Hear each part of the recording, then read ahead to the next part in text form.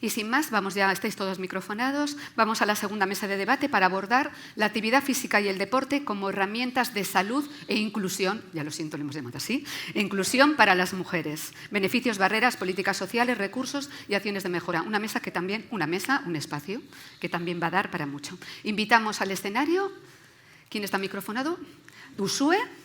Usue Fernández es investigadora del Grupo de Investigación Activoki y también del Grupo de Investigación GICAFIT, profesora agregada en el Departamento de Educación Física y Deportiva, Facultad de Educación y Deporte de la UPV. Bienvenida, Usue. Es una experta en la materia, como podréis ver. Tenemos también microfonada a Maite Iturrate Ibarra, directora general de Administración y Promoción Social de Diputación Foral de Vizcaya. Bienvenida también, Maite, porque Maite es una clásica en nuestros foros, porque aporta muchísimo, ¿verdad? Sí, sí. Bueno. Aquí más tenemos Chema.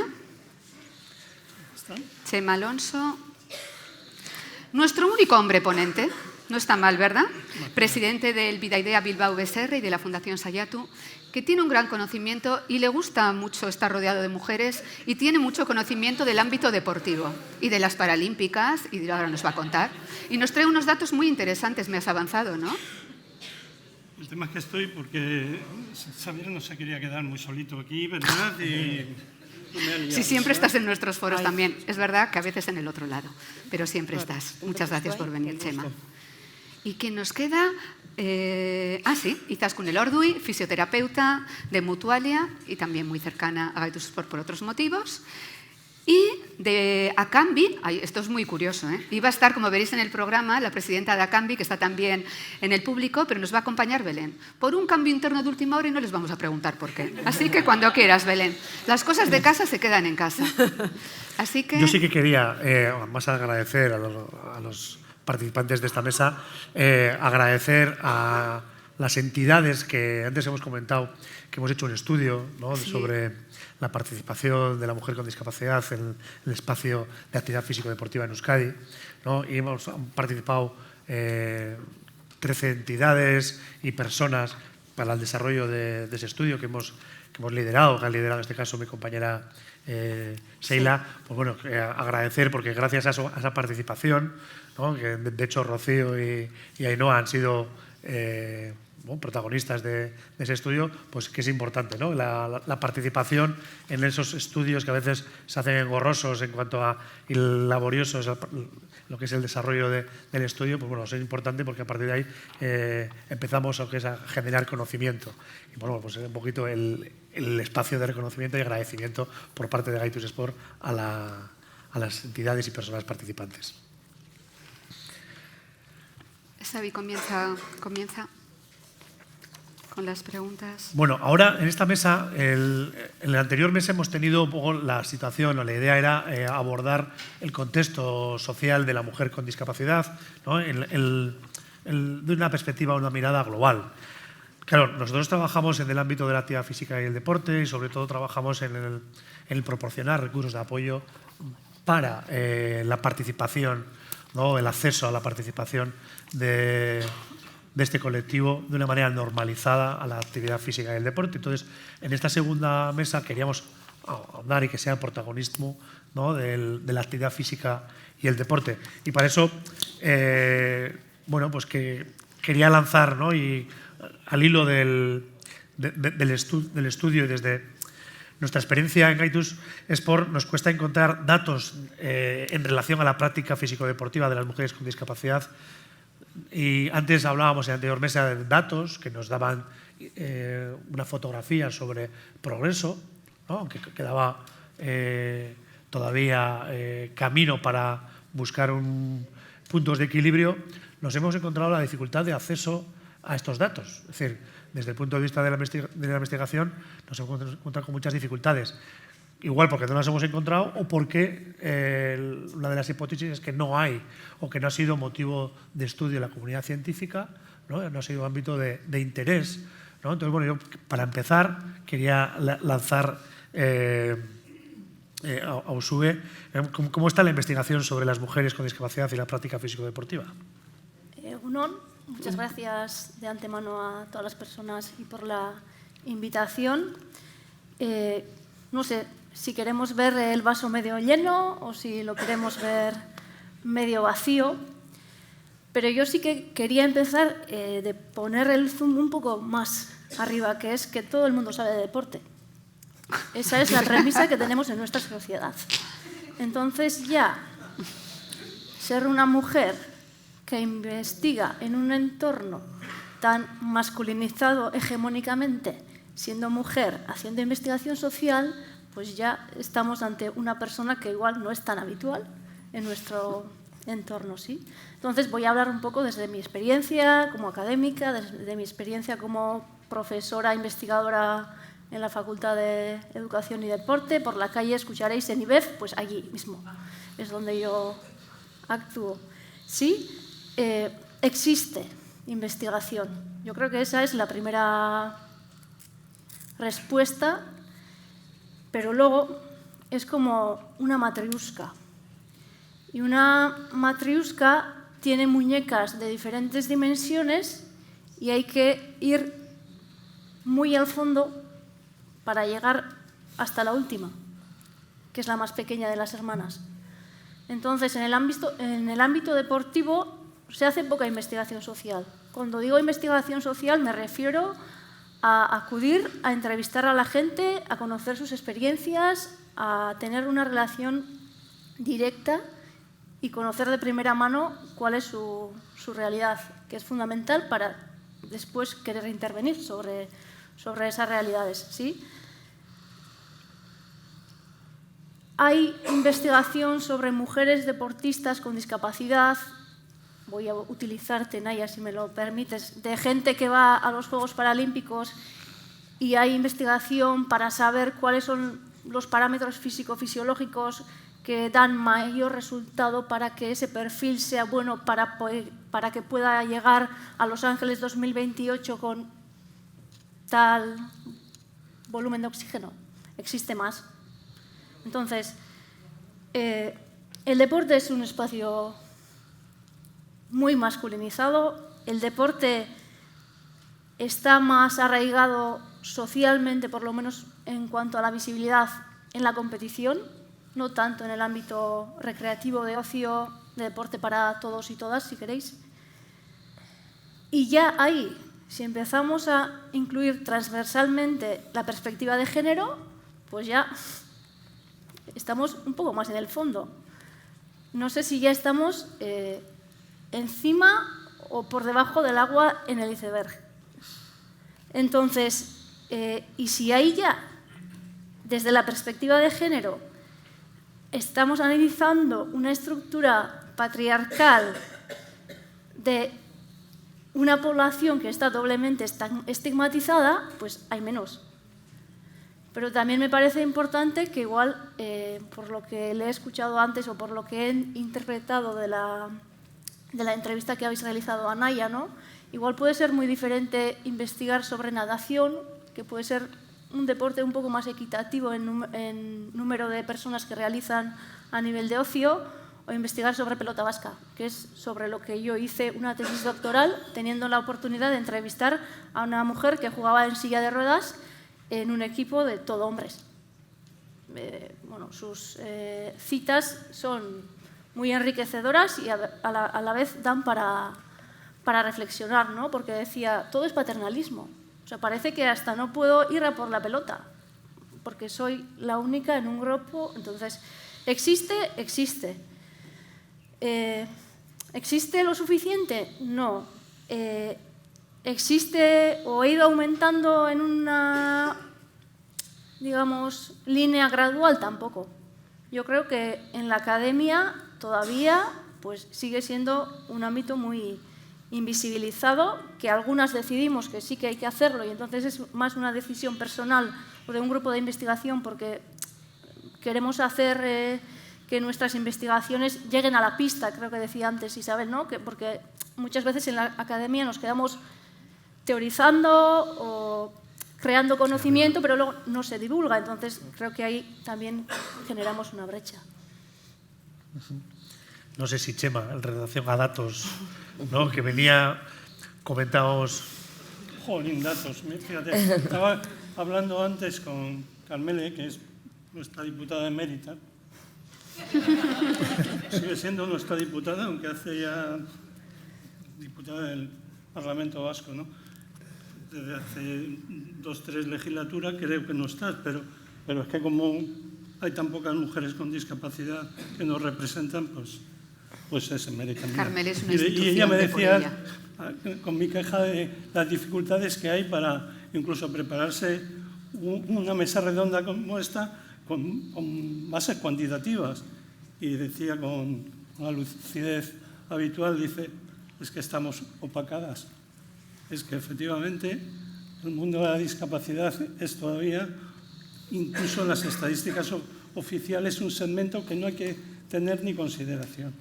Y teníamos el problema de determinar, incluso en la propia última gran encuesta que se maneja, ¿no?, sobre hábitos de actividad física, pues que no aparecía ningún dato sobre personas con discapacidad. Así que el proceso de invisibilización colectiva parte también del mundo digamos, de la especificación cuantitativa de las fenomenologías.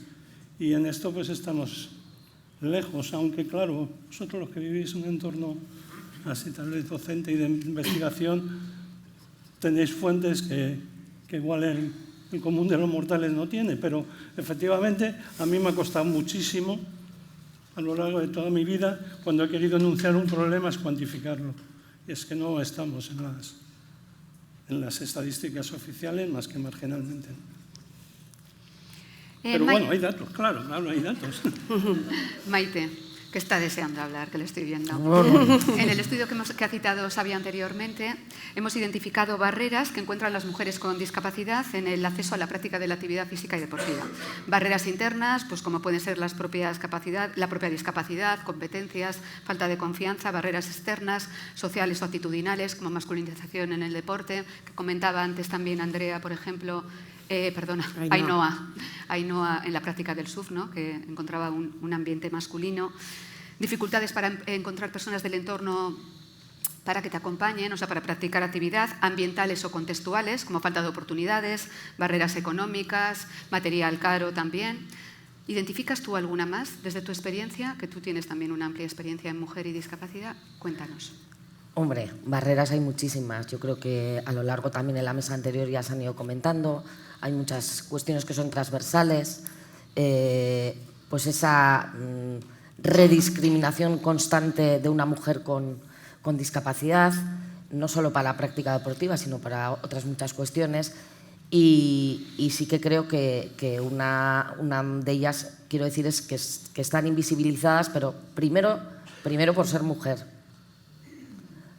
Segundo, por la condición de poder tener una discapacidad, que también estoy de acuerdo en que hay diferentes discapacidades y realmente afectan muy diferente a la hora de existir pues, esa dificultad o desigualdad en el acceso a muchísimas cuestiones, como puede ser también la práctica deportiva.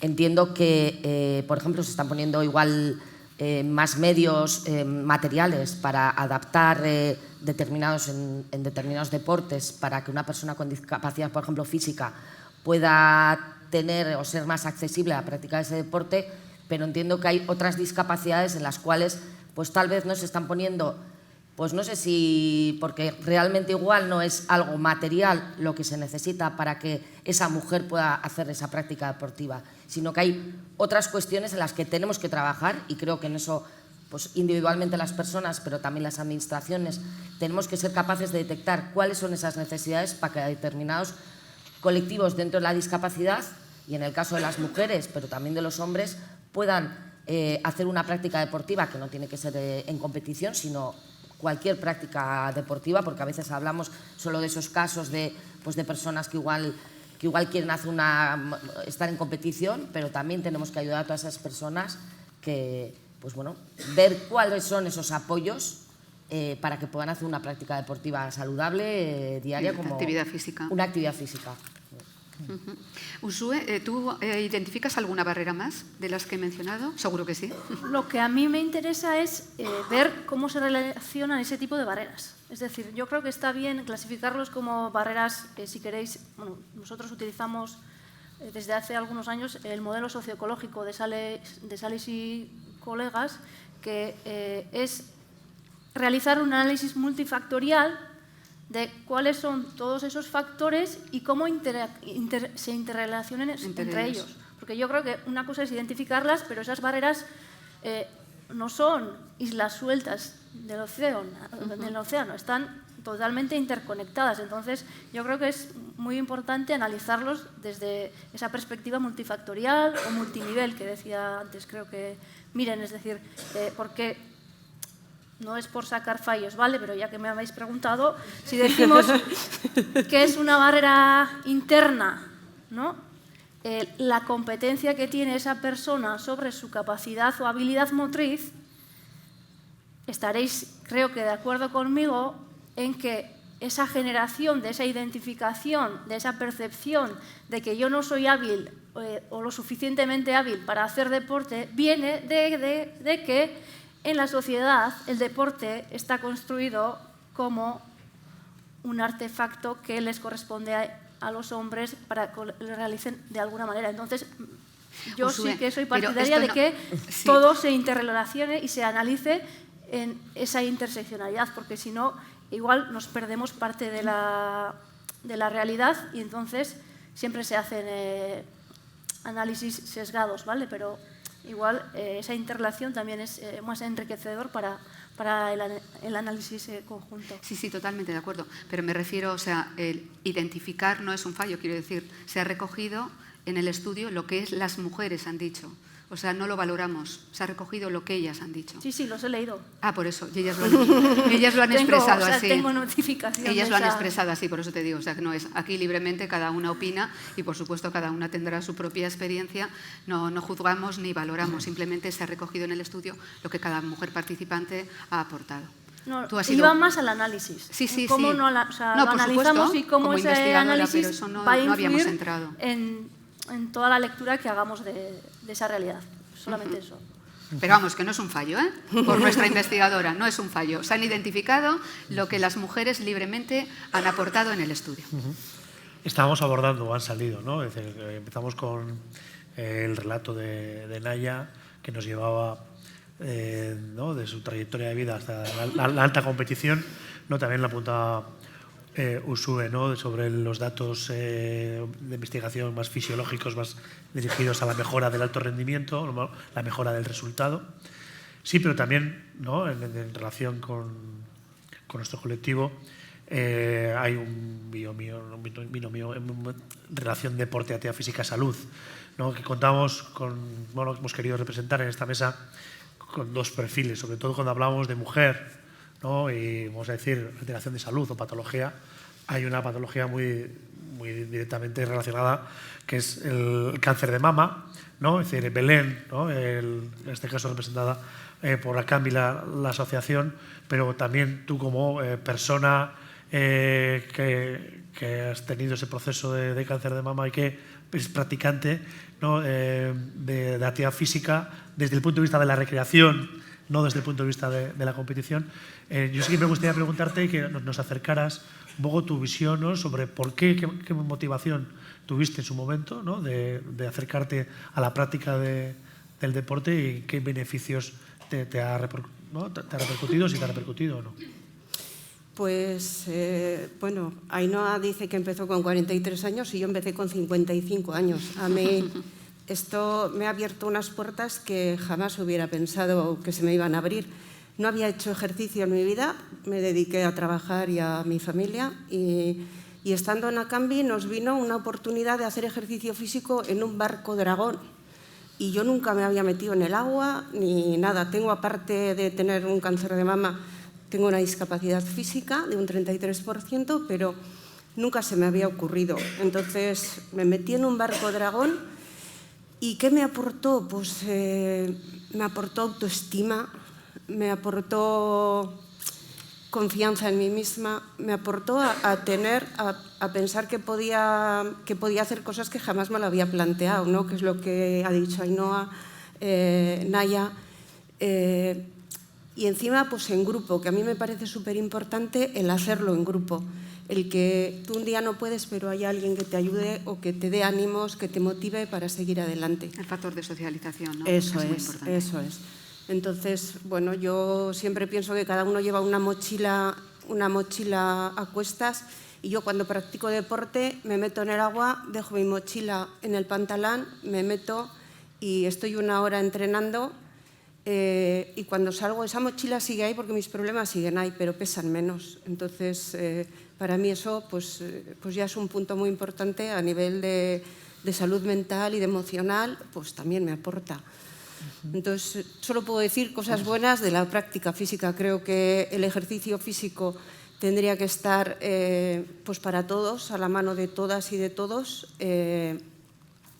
Y bueno, pues eso que es imprescindible, ¿no? Hoy en día yo creo que es imprescindible, por lo menos desde el punto de vista desde Acambi, porque en Acambi no podemos decir que tenemos discapacidad. Hay gente que sí que tenemos discapacidad, pero hay otra parte del colectivo que tiene una alteración de la salud, que muchas veces es todavía peor y que tenemos más barreras. Hablando antes de las barreras que has dicho, hay una barrera que es la edad. Para nosotras hay personas mayores que no han tenido el hábito de hacer ejercicio físico en su vida. Entonces hay que incentivarlas a esas personas a que pueden hacer ejercicio físico. Y es más, bueno, creo que Izaskun me podrá decir, pero tenemos colectivo también que antes de 10 años se nos decía que no moviéramos, que no hiciéramos ejercicio para las secuelas como el linfedema. Nos decían los médicos que era como que teníamos un brazo de cristal, no podíamos hacer nada de ejercicio. Y hoy en día se ha visto que la evidencia científica y todo va al contrario y que tenemos que hacer ejercicio físico, pero esa información contradictoria de personas que ya tienen una edad, eso hay que educarlo, hay que trabajarlo, hay que... Claro. Izaskun, por alusiones. Lo que buscaba un poco era el proteccionismo ese un poco de la salud, que ante un riesgo de una infección que igual es más frecuente, cualquier cosa, es mejor no hacer nada. Eso es. Entonces, afortunadamente, ha ido cambiando. Izaskun, podemos, no sé, desde el punto de vista de la salud, ¿no? Como profesional de la salud, ¿cómo podríamos hablar, más allá de los beneficios, vamos a decir, de socializadores, ¿no? de propia autoestima a nivel personal, qué beneficios podemos enunciar, ¿no? para las personas con discapacidad o para las personas con alteraciones de la salud en la práctica de la actividad física? Bueno, pues la actividad física, para empezar, para mí es una parte básica de cualquier proceso de rehabilitación. Y más allá de los efectos positivos que tiene la actividad física en el propio cuerpo, es una forma de establecer una relación positiva con el propio cuerpo, con sus capacidades, para poder potenciar las capacidades que cada uno tiene, explorar un poco también las limitaciones y aceptarlas. Favorece la autonomía. La autonomía es una cosa en unas personas con discapacidad, el mantener tu autonomía y en procesos degenerativos el no perderla, esto es fundamental. Va acompañado un poco de la autonomía y el bienestar un poco en el plano físico y en el plano psicológico. En el plano físico, la actividad física va a favorecer un aumento de fuerza, un aumento de movilidad, de resistencia, mejora del equilibrio. Todo esto va a facilitar las actividades de la vida diaria. Si pensamos un poco todas las enfermedades que van unidas al sedentarismo, también estamos ayudando a prevenirlas. Obesidad, problemas de movilidad, diabetes, todas las enfermedades que están un poco... Bueno, las mujeres a lo largo de la vida sufrimos cambios hormonales. En la menopausia, toda esta pérdida de calcio, está demostrado que con la actividad física ayudamos a prevenir la sarcopenia, la pérdida de calcio. Hay, por ejemplo, la endometriosis está asociada también a un mal equilibrio de la regulación del azúcar en sangre. Entonces, toda nuestra salud general va a mejorar un poco cuando hay una actividad física regular. No hablo de competición, hablo de la actividad física como salud para todo el mundo y en especial para las personas con discapacidad y las mujeres. Luego, a nivel psicológico, está demostrado que una adhesión a una actividad física regular produce un aumento de la serotonina, que es la famosa hormona de la felicidad, y nos vamos a sentir bien. Si conseguimos hacer deporte y mantenerlo en el tiempo, nos vamos a adherir a esa actividad. La actividad física es un medio como adecuado para que se desarrollen ciertos valores como la autoestima, el afán de superación, el intentar romper barreras, el trabajo en equipo, la disciplina, que todo esto para alguien con discapacidad le va a ayudar a saber que puede mejorar, que puede romper barreras, que trabaja con un equipo. A nivel social estamos evitando ese aislamiento, que una mujer que se ha quedado un poco en la cueva porque está invisibilizada, lo que nos estabais comentando antes, salga de su cueva y encuentre un entorno saludable en el que realizar una actividad en un medio social con más gente con discapacidad o sin discapacidad, pero que pueda entablar relaciones, que pueda desarrollarse, que pueda tener un poco... podéis llamarle empoderamiento o ejercer tu poder de poder, pero realmente yo creo que las personas tenemos que responsabilizarnos en el cuidado personal, y la actividad física es una forma de cuidado personal, de responsabilizarnos de nuestra propia salud y no dejar de ser un agente pasivo de a mí que me duele aquí, que me cuiden, a tener una parte activa en nuestra salud. A mí muchas veces cuando la gente dice, es que me duele la espalda, ¿y qué has hecho? Pues nada, he estado en el sofá todo el fin de semana porque como me dolía, pues no, es que es lo contrario. Cuando algo nos duele tenemos que entrar un poco en una dinámica de movernos, de hacer actividades. El sedentarismo, el hombre está hecho para andar, para movernos. Este sedentarismo, estar en la oficina, no movernos en general, lo que provoca son muchísimas patologías. Entonces, sacar a la mujer con discapacidad de ese entorno que favorece eso es fundamental para mí. De hecho, yo tengo una hermana con discapacidad y soy la pelma que le está todo el día diciendo venga, apúntate, vete aquí, que hay esto, que hay lo otro, y al final me hace caso, lo agradece, porque es que es verdad que yo creo que es el camino más fácil para evitar medicalizarse, para evitar muchas historias que a la larga pues acabarán llevando. Bueno, nos has inspirado por quitarme los tacones y empezar a moverme, que llevamos aquí una mañana un poco estática. Gracias, Itascu. ¿Cómo es la presencia de la mujer en el ámbito deportivo y cómo es la presencia de la mujer con discapacidad en el ámbito deportivo? ¿Existen diferencias? Estoy viendo a Naya, nos ha dado su visión. Chema, Uxue. Bueno, yo creo que Uxue podría matizarme algún dato, pero los que yo tengo, ¿verdad?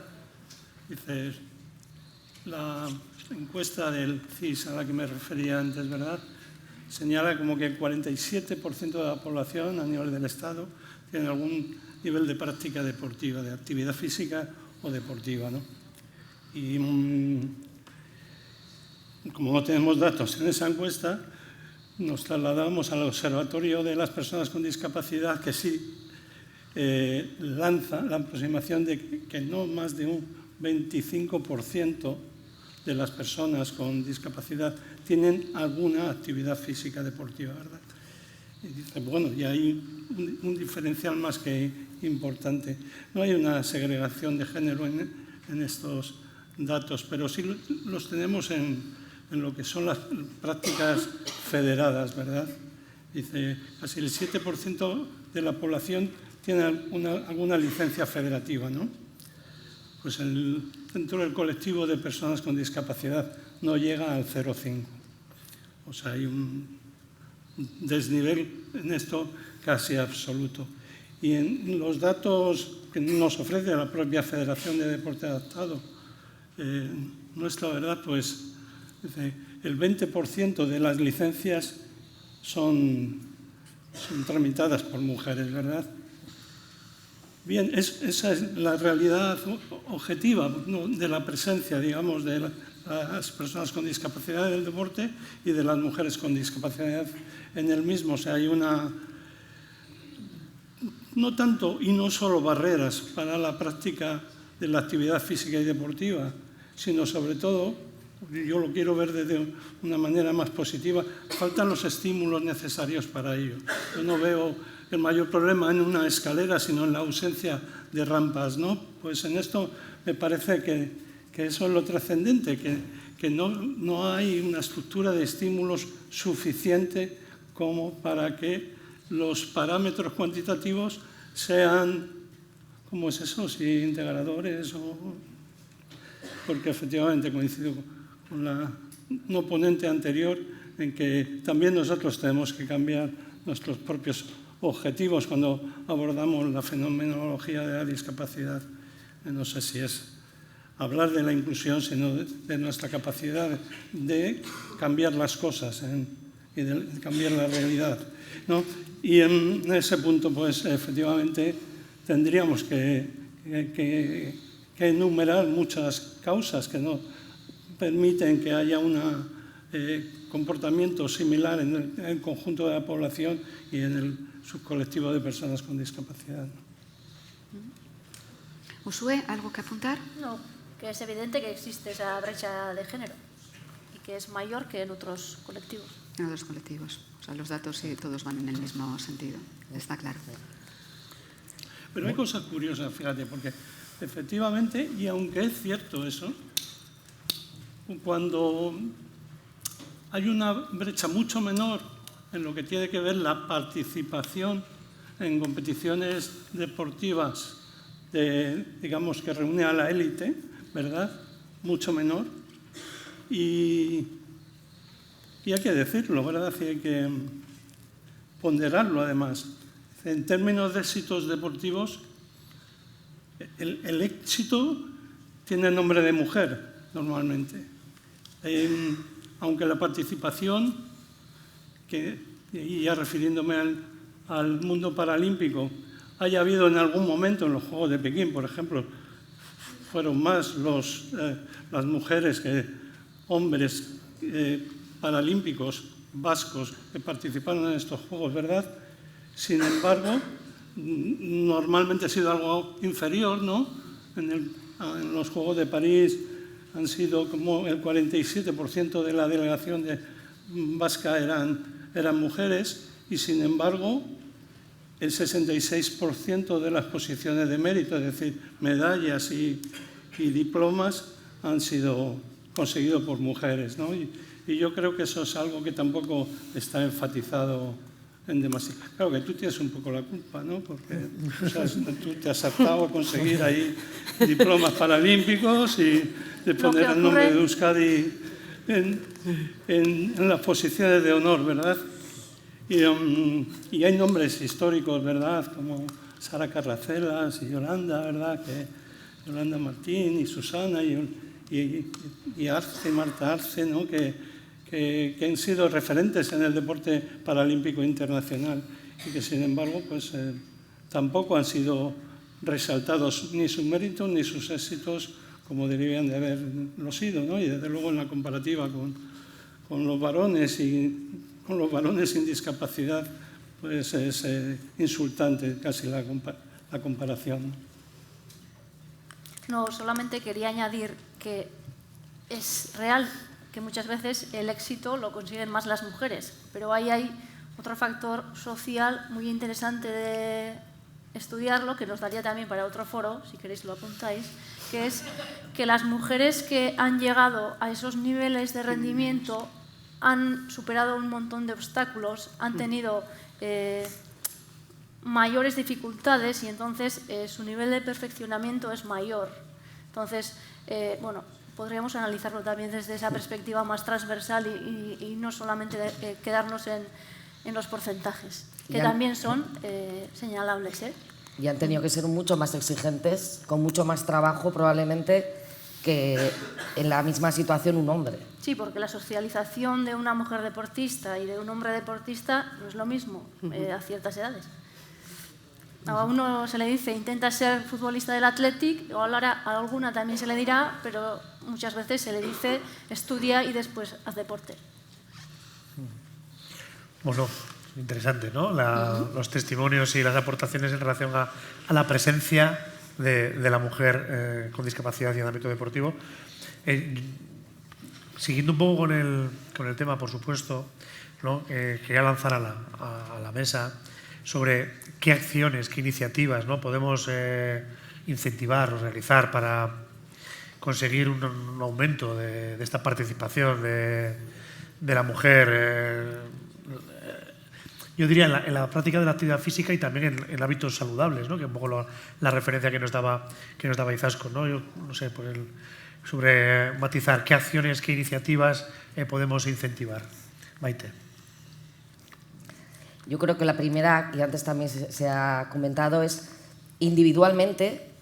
No sé si tenemos que hacer sensibilización, pero cada persona individualmente tiene que tener en su entorno un entorno pues, facilitador, pues, con una educación que vaya dirigida precisamente a la importancia de la práctica deportiva, pero también a la importancia pues, de otros principios que son básicos para intentar que una persona pues, en un futuro se anime a hacer una práctica deportiva. Quiero decir que tiene que empezar desde uno mismo, desde el individualismo, desde una misma. Y luego, evidentemente, pues, hacer aportaciones desde administraciones, desde entidades del tercer sector que en el ámbito de la discapacidad están presentes 100%, pues es hacer esa labor también de sensibilización, de animar y poner los mecanismos necesarios para que esa práctica se pueda llevar a cabo. Quiero decir que hay situaciones en las que es necesario pues bueno, pues dotar de herramientas, insisto, no tienen por qué ser de herramientas físicas y palpables, sino de muchas herramientas que habrá que poner a disposición de esas personas para que la práctica deportiva sea atractiva, porque también lo tiene que ser atractiva. Y muchas veces, pues para que una práctica deportiva sea atractiva, pues la persona lo primero tiene que animarse a practicarla y luego ser facilitadora para que se pueda llevar a cabo. Bueno, está claro que la sensibilización, ¿no? El acercamiento, que es el primer paso, ¿no? Belén, yo creo que tú antes has dado que estás sensibilizada, que estás, ¿no? Vamos a decir que estás activa. ¿Qué iniciativas te gustaría tener o recibir en tu entorno, ¿no? Bueno, para tener más fácil, ¿no? más accesible lo que es la práctica de la actividad física? Yo lo primero que haría es, en cuestión de alteración de la salud, es lo principal, que haya un circuito o un protocolo bien diseñado que desde que se te diagnostica alguna alteración de la salud, desde el propio médico, me da igual oncólogo, me da igual qué médico sea, haya un protocolo directo que te lleve a un programa de ejercicio físico. Estamos hablando, por lo menos en nuestro colectivo, de que la Sociedad Española de Oncología Médica dice que el ejercicio físico mejora, evita en un 30%, puede evitar que haya la prevención, que haya un cáncer, y un 20% en las recaídas. Yo ante estas cifras, me parece imprescindible que salga desde la consulta de un médico ya el dirigirte a un programa de ejercicio físico, inclusivo, integral, me da igual, a cada persona el que le pueda interesar. Pero ese sería mi punto principal, nuestro punto principal. Después, porque nos dicen desde una consulta, camina, haz ejercicio, pero ¿cómo? ¿Dónde? ¿Con quién? Entonces, el que haya una persona, que tengamos, pues eso, una persona cualificada, un profesional de la educación física. Eso es. Que nos dirija, que nos corrija, que nos resuelva dudas para esa adherencia que comentaba Izaskun, ¿no? Me parece importante porque si no, pues al final lo dejas. Para que haya adherencia necesitas a una persona. Y luego, pues otras acciones, lo que comentaba antes, el grupal, ¿no? Esa motivación, ese feedback entre las compañeras me parece muy importante para motivar a seguir también. No sé si... Bueno, puedo seguir hablando, pero me parece que ya, porque los testimonios, por ejemplo, como los de Naya, los de Ainhoa, eso me parece importante para motivar también a las personas. El ver que estas personas han sido capaces de llegar a donde ha llegado Naya, pues igual me hace a mí ver que igual también puedo, ¿no? Entonces, esos testimonios me parece imprescindibles visibilizarlos para que motive a la gente, a las mujeres. Vale, Belén. ¿Sube? No, si queréis que añada algo sería trabajar de manera multidisciplinar. se ha resaltado ahora la figura de la persona educadora físico-deportiva, ¿no? Una persona que haya sido graduada, grado superior como en Quirolene y demás. Pues yo creo que nos falta coordinación. Igual nos conocemos de foros y demás, pero yo creo que los agentes sociales, tejido asociativo, universidad, academia, otro tipo de instituciones público-privadas, necesitamos trabajar de una manera coordinada, pues poniendo en el centro ese eje en el que hay que invertir mucho.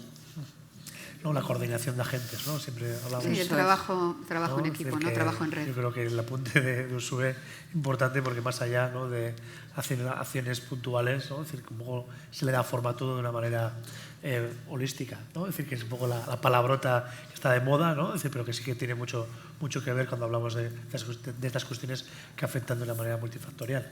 Chema, en relación a iniciativas, desde tu perspectiva. En relación con lo que se acaba de tocar, si Osakidetza tiene que recetar deporte, tiene también que recetar las ayudas técnicas para poder realizarlo. Por supuesto, las asistencias personales para hacerlo, pero también las ayudas técnicas. Las ayudas técnicas para la práctica del deporte están excluidas de casi todos los apoyos para conseguir su acceso, y eso es algo que,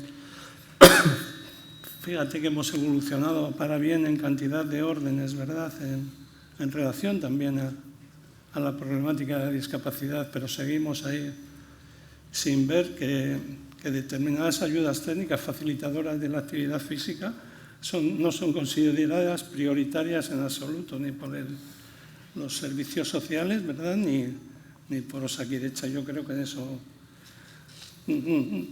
se tiene que revisar. O sea, si sin determinadas ayudas técnicas no es posible la práctica, pues ayudemos a tenerlas, ¿no? Eso es también uno de esos problemas de acceso que tienen muchas personas con discapacidad. Ya les cuesta conseguir, por ejemplo, una silla de ruedas convencional, ¿verdad? Y no digo que no se llegue a conseguir por medio digamos, en este caso, de las diputaciones forales, pero cuando se habla de una silla de competición, una silla para iniciarse en la práctica deportiva, hay que hablar solo con los clubes facilitadores de las mismas. Y yo creo que eso es algo que hay que revisar clarísimamente. Otra cosa que hay que seguir incidiendo, claro, un estudio del CESE de 70.000 instalaciones deportivas en el Estado. Solo el 18% cuentan con vestuarios adaptados. Solo el 18%. No es la realidad de Euskadi, o no la que yo puedo tener así en la inmediatez, que me genere una reflexión. No creo que esos sean nuestros números aquí, por suerte, pero estoy convencido de que en muchos espacios municipales hay carencias de este tipo, ¿no? Y sobre todo hay carencias de conocimiento trasladado en los tres órdenes estructurales, desde que, por decir así, se puede socializar el deporte. Ahora, la fenomenología de la discapacidad es tan compleja por su propia etiología, ¿no?, que pues, los niños que se socializan padeciendo ya discapacidades tienen en la escuela el ámbito natural de acercamiento al deporte, ¿no? Y aunque los beavinchas están haciendo un trabajo importante, todavía vemos que hay dos grandes déficits: déficit de conocimiento en los profesionales.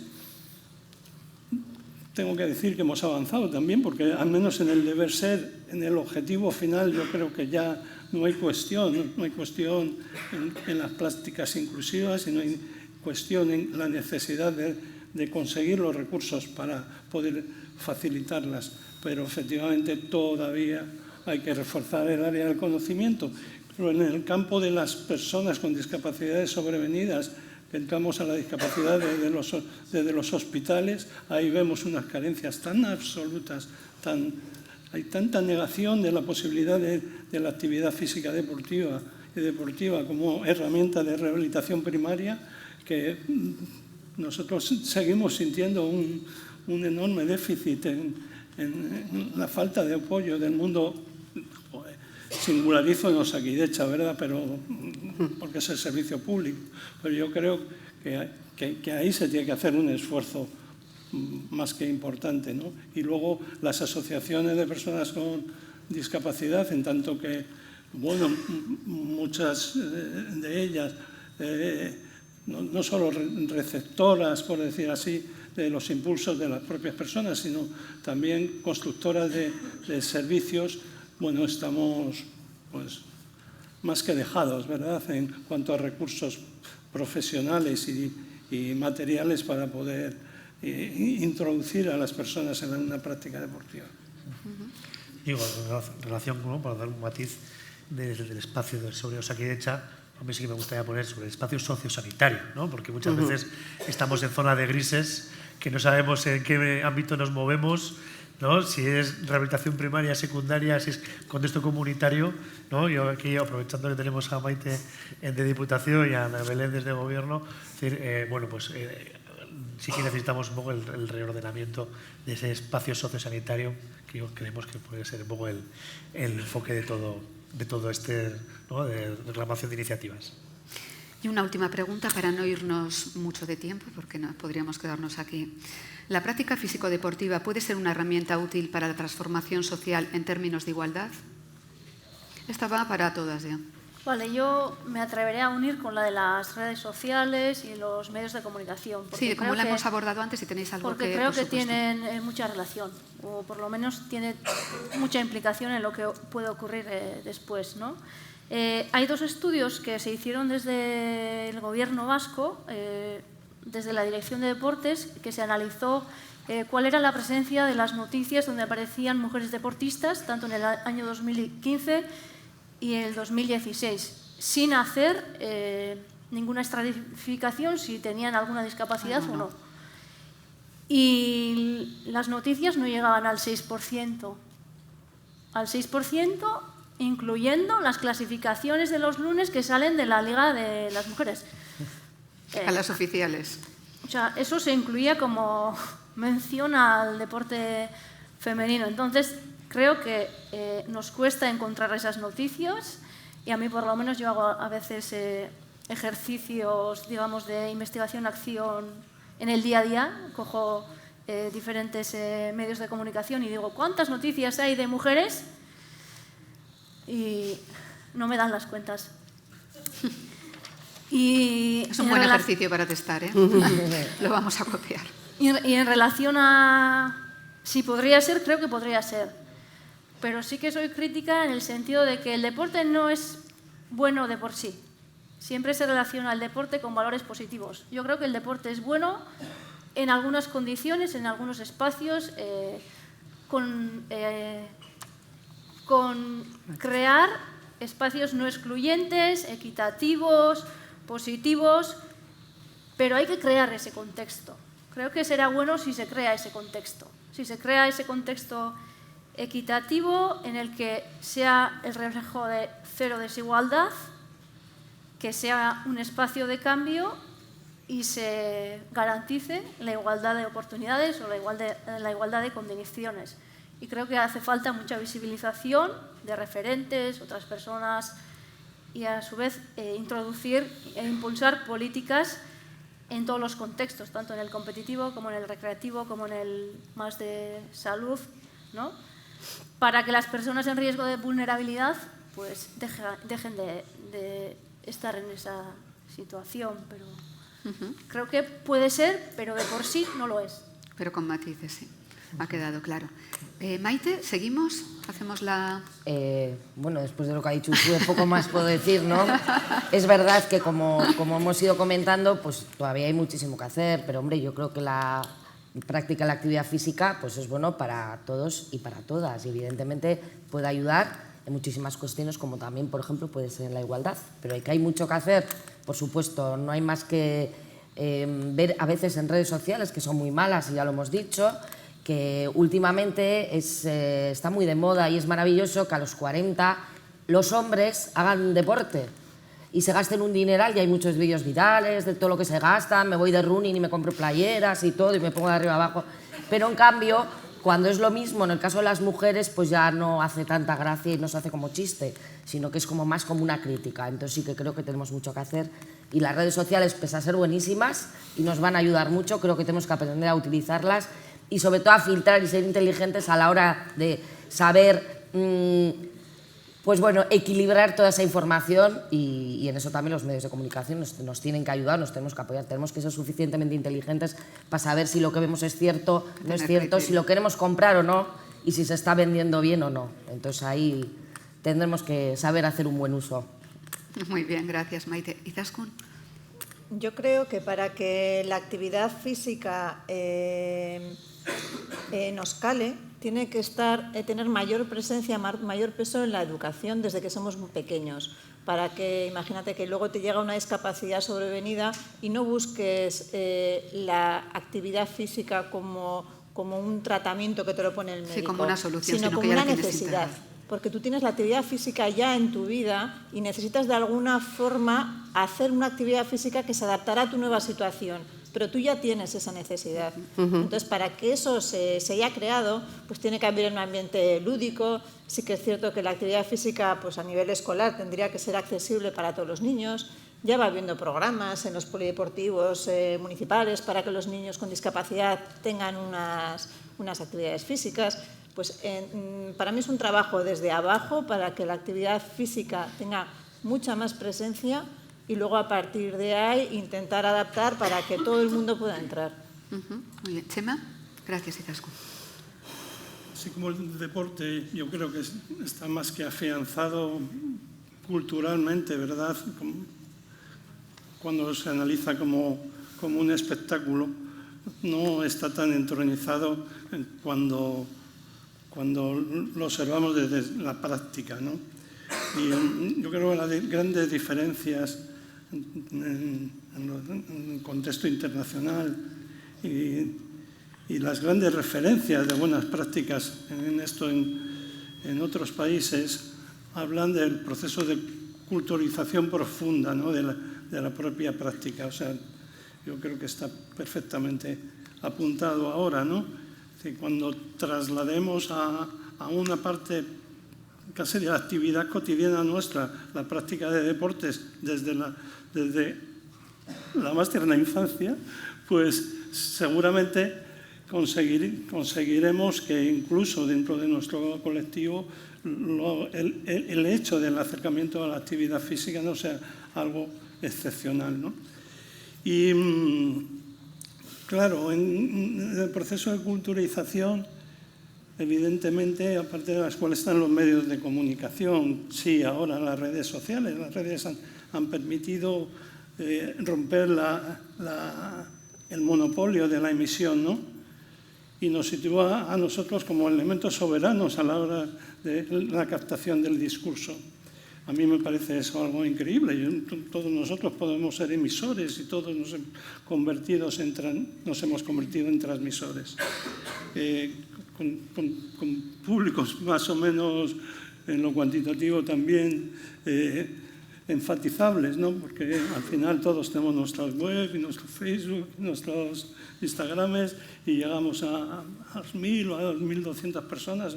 Los jóvenes competís con mucha más vehemencia en esto de tener followers, ¿verdad? Pero los medios de comunicación siguen siendo los constructores de opinión. Y así como en el campo de los medios de comunicación privados, yo no tengo nada que decir, son constructores interesados y algunos simplemente empresas mercantiles como tal, lo que sí es cierto es que los medios de comunicación públicos deben de volcarse mucho más para conseguir primar la promoción del deporte como una práctica y no solo como un espectáculo, y después que como espectáculo en la ecuanimidad. Nosotros somos testigos de cargo de que solo cuando nos convertimos en emisores llegamos a conseguir el seguimiento de los medios institucionales. Y yo creo que en esto queda mucho por hacer. Yo creo que el grupo EITB tiene que reformular sus prácticas hacia lo que es el deporte adaptado y darnos visibilidad, la visibilidad que va a precipitar que más y más niños, niñas con discapacidad, más jóvenes con discapacidad se puedan incorporar a una práctica deportiva. Belén, gracias, Chema. Bueno, creo que han dicho todo ya. O sea, creo que me queda poco por decir, pero bueno, yo sí que comentaría eso, que la participación activa sí que me parece importante para desafiar esos estereotipos que tenemos, y que es verdad que las redes sociales hoy en día tienen una parte un poco oscura, pero sí que, por ejemplo, a nuestro colectivo le ha dado visibilidad, ¿no? Contamos nuestra historia, podemos sacar nuestras miserias, por decirlo así, ¿no? Y romper esos estereotipos de belleza de mujer. Podemos sacar una cicatriz, una falta de una mama, aunque nos lo capan. Instagram y Facebook, cuando sacamos una mastectomía o cicatrices con una mama, nos capan las redes sociales, que es muy triste hoy en día que esto suceda cuando tenemos en todos los sitios lo que vemos, ¿no? Pues nos lo siguen capando, pero bueno, creo que sí que es una herramienta las redes sociales para visibilizar todo esto, y la participación activa de la mujer, tanto, o sea, en el ámbito deportivo, pues ahí también es una herramienta pues muy potente, que la tenemos que sacar partido, pero sacándola bien, ¿no? Sin sacar lo que comentaban antes, ni el heroísmo extremo ni la vulnerabilidad, sino el día a día de la mujer con sus altibajos y con su realidad, ¿no? Visibilidad a esa carrera maravillosa que hacéis del cáncer de mama, que tiñe todo de rosa y que cada año sigue y sigue. Pues con este mensaje, con estos últimos mensajes, acabamos esta fantástica mesa. Un beso, un aplauso. Marta. Estoy yo ya cariñosa, lanzada. Sí, sí. Nos vamos de hora. Preguntas. No. Pasamos al colegio. Si os parece, para no irnos de tiempo, vamos a ir al coloquio, Carmele, que nos estamos yendo de tiempo. 2 minutos. Dale. Bueno, sí, por supuesto. Por supuesto, Carmele. Es para no alargarnos mucho, que nos hemos ido de tiempo. Yo quiero pasar del deporte a la movilidad, ¿no? Sí, a la actividad física, que a veces confundimos los términos actividad física, ejercicio físico, de que deporte. Todas las personas tenemos derecho a la salud. Por supuesto. De eso. Entonces, yo lo que estoy viendo en nuestra sociedad es que se están haciendo muchas campañas desde las instituciones públicas a favor de que nos movilicemos, de que andemos, de que tal, por el tema de hipertensión, por el tema de obesidad, etcétera, etcétera. Cuando ponen eso me parece muy importante y yo lo apruebo y lo aplaudo. Pero también digo y me pregunto, ¿y las personas que no nos podemos mover, qué actividad tenemos que realizar? Porque, a ver, yo soy hipertensa, otra persona tiene glucosa, la otra tiene obesidad. Entonces, claro, tú lees esas pautas y dices, perfecto para toda la ciudadanía. Pero vamos a ver, veamos la diversidad. Y no se nos está dando pautas, ni métodos, ni formas de hacerlo. O sea, esa movilidad. O sea, ¿qué es? A base de pastillas lo que tenemos que seguir. Y luego está ahí el tema también de la transversalidad, porque claro, el tema de accesibilidad universal es transversal. Entonces también tienes que acceder a ciertos sitios donde la accesibilidad no existe todavía. O sea, tenemos una ley de 27 años, que vamos para 30, en la que no se está cumpliendo. No se está cumpliendo, ni se está haciendo cumplir, y sale gratis. Pero no nos sale gratis a los que estamos padeciendo. Entonces, claro, es fácil decir, muévete, camina, pero bueno, tenemos recursos para ello, porque a lo único que ya estamos recurriendo a las personas con discapacidad, y no solamente física, sino todas las discapacidades, es a fisios privados, a pagarte el bolsillo cuando la discapacidad ya tiene un coste muy elevado, aparte del público que recibas. Entonces, claro, seamos cuidadosos desde las instituciones públicas cuando decimos anden, hagan no sé qué, muévanse, a poner también, bueno, y las personas que tengan problemas Pues bueno, las pautas son estas. Yo no digo que en cada municipio haya que poner recursos, pero por lo menos mancomunadamente dar una respuesta a todos estos colectivos. Por lo menos mancomunadamente. Muy bien, Carmele, pues hay que dar tu reivindicación. Y ahora sí, despedimos a la mesa. Gracias a todos nuestros ponentes por vuestras valiosas aportaciones. Y vamos a ir, para que participéis, que estáis aquí ya un poco, al coloquio interactivo. Izaskun, no, tranquila, bajar. Va a aparecer aquí en pantalla, por favor, un poco de silencio. Un poco de silencio. Tenéis ya el QR en pantalla, lo que os comentaba al inicio del evento. Escanearlo, por favor. Y vais a acceder directamente, no tenéis que hacer nada más, lo escaneáis y vamos a acceder directamente a las preguntas. Como os decíamos, no hay una respuesta acertada, esto no es un concurso, es simplemente... No las ves y luego nos comentas. Es para participar de manera técnica. Me está diciendo que me quite para poder escanear. Si nos apartamos. Vamos a acceder a 6 preguntas. Os aparecerán diferentes opciones y elegís las que os parezca más conveniente. Como os digo, no hay una opción acertada. Lo que queremos es conocer vuestras opiniones. Y los resultados nos servirán para las conclusiones del evento. Vamos con la pregunta 1. ¿Habéis escaneado ya? ¿Falta alguien? Pregunta 1. Bueno, pues rápido, al grano. Al grano, Xavi, que eres profesor, pero al grano, al grano. Queríamos, ya tus alumnos se están riendo por ahí, pero... Ejerce poder. Antes no está empoderada, sino lo ejerce directamente Marta. Vamos con la primera pregunta. ¿Pensáis que ser mujer están los porcentajes, Xavi, y tener discapacidad es una doble discriminación? Están ya los porcentajes. Bueno, pues aquí ya se van viendo los porcentajes de participación y de las respuestas. Es curioso, ¿eh? A ver, sigue subiendo, todavía no habéis acabado de votar todas y todos. Pues queda claro, ¿no? Es una pregunta que iniciamos con Naya y que ha pasado alrededor de todas las mesas. Segunda pregunta. Vamos allá. ¿Las noticias e imágenes que se publican en los medios de comunicación y redes sociales sobre las mujeres con discapacidad se corresponden con la realidad? Podéis votar cuando queráis. Es otra pregunta que hemos repetido a lo largo del...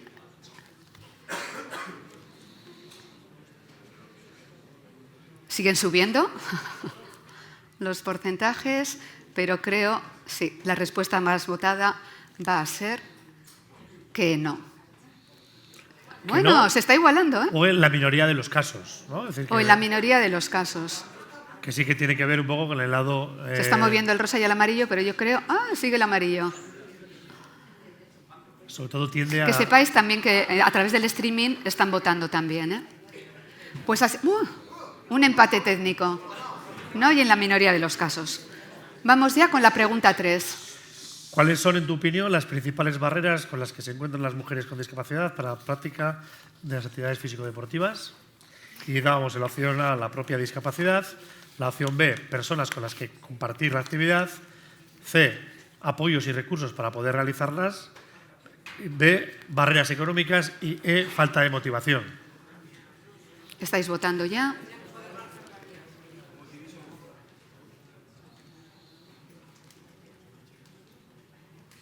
Y está claro. Sí, ¿no? Vamos, que en este caso está clarísimo. Mayoritariamente los apoyos y recursos para poder realizarlas, luego en relación a lo que comentaba Carmele en la última cierre y la propia Belén en la participación, ¿no? De dónde, cómo recurrir y qué recursos de apoyo tener. Siguiente pregunta. ¿Son necesarias estrategias de agentes facilitadores para impulsar la práctica de la actividad física y el deporte entre las mujeres con discapacidad?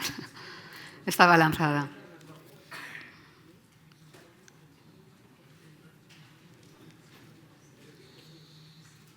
Bueno, casi unanimidad, ¿no? Es decir, el porcentaje... Casi unanimidad, un 11%, está subiendo, un 10%. Pues esa es vuestra votación. Pasamos a la quinta pregunta, Marta. Sí, quinta pregunta.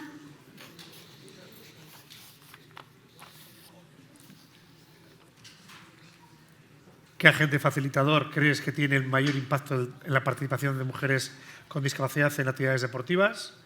A, profesionales especializados. B, redes de apoyo. C, apoyo familiar y comunitario. Y D, iniciativas gubernamentales y políticas inclusivas. Aquí había diferentes opciones. El apoyo familiar y comunitario se lleva la mitad. Sí, ¿no? El apoyo Está comunitario claro. y familiar como Está determinante facilitador. Queda ya claro el resultado. Hay todavía una pequeña variación en la última, iniciativas gubernamentales y políticas. Está claro, el apoyo familiar y comunitario. Y vamos ya con la última pregunta, la sexta. Siguiente pregunta. ¿Qué medidas se deberían implementar desde las instituciones para mejorar el acceso a la actividad física y deporte de las mujeres con discapacidad? Interesante pregunta. Interesante pregunta y fácil respuesta.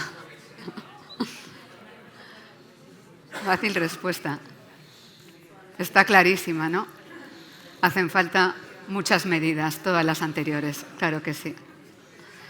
Pues sin más, si no hay más movimiento, muchísimas gracias por vuestra participación. Compartiremos las conclusiones del foro en las redes sociales de las que hemos hablado, compartiremos las conclusiones del foro y gracias por vuestra participación.